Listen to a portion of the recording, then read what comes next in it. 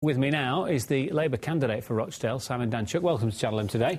Thank you. What do you think about this potential improvement of your town, then? I think it's a good idea to have some ambition for the town and some ideas about how we're going to develop the town, but I also have concerns about how it's going to be delivered or whether they're capable of actually delivering it.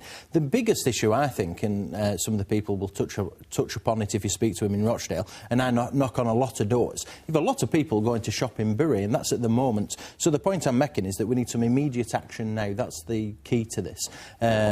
The footfall, the number of people going through Rochdale town centre at the moment and over the last 12 months and for the next 12 months is set to decline.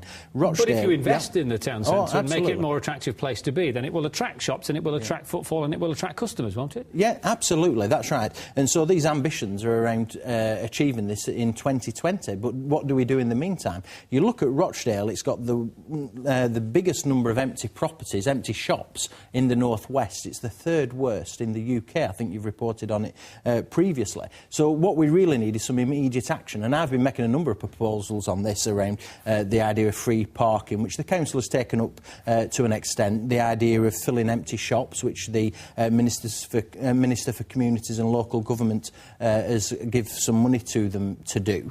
But we need to do other things as well. We need to help independent retailers, so to be able to get properties more easily in the town and more in the centre. We need to get people back into the town centre now. That's right. All of these things take time, though, don't they, Simon? Absolutely. I mean, you know, you want to redevelop Rochdale to the tune of 500 million quid. It is going to take some time, and I'm sure they would like to see things done more immediately, like you do as well. But everything, nothing's going to happen tomorrow, is it? You still have to accept that there has been a period of time has to pass. Absolutely, and as I said at the beginning, I'm happy that we have a master plan and that we have some ambitions for the town. But that can't be put in, you know, that can't go at the expense of actually sorting the problems out now. If you go knocking on doors in Rochdale, as I do, people tell you about the town centre, they avoid it like the plague in many instances. And that's really bad news, you know. It's the heart of the community, in effect. And people are going out, you know, it's not good for the economy either.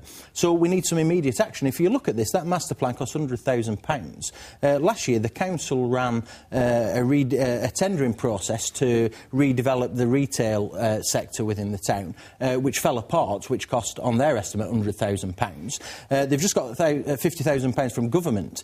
So they're using a lot of money, but are they using it well? That's where my concern arises. OK. Just before you go, I'm just curious to ask you about this because, you know, whenever the election comes, whether it be April or May or whenever, you will be facing a vote count on a Thursday night. Absolutely. Would you be happy to wait until Friday morning, as some of our local boroughs would have you do? I saw that report. I mean, my personal preference is that they count them on the Thursday evening, so that even if it costs a lot of money in overtime, which is what they're worried about. Yeah, it probably does cost a little bit more money, but you know, I think the people want to know the result.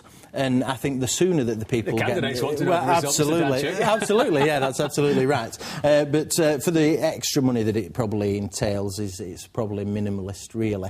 I'd rather get the result out there, you know, and you'd have to have security, I guess, around the ballot boxes and everything else overnight and what have you. But so Rochdale make up their mind before the next election, because at the moment they're considering waiting until Friday morning and keeping you in, there you go. in suspense. Yeah. Simon, thank you for your time. Thank you.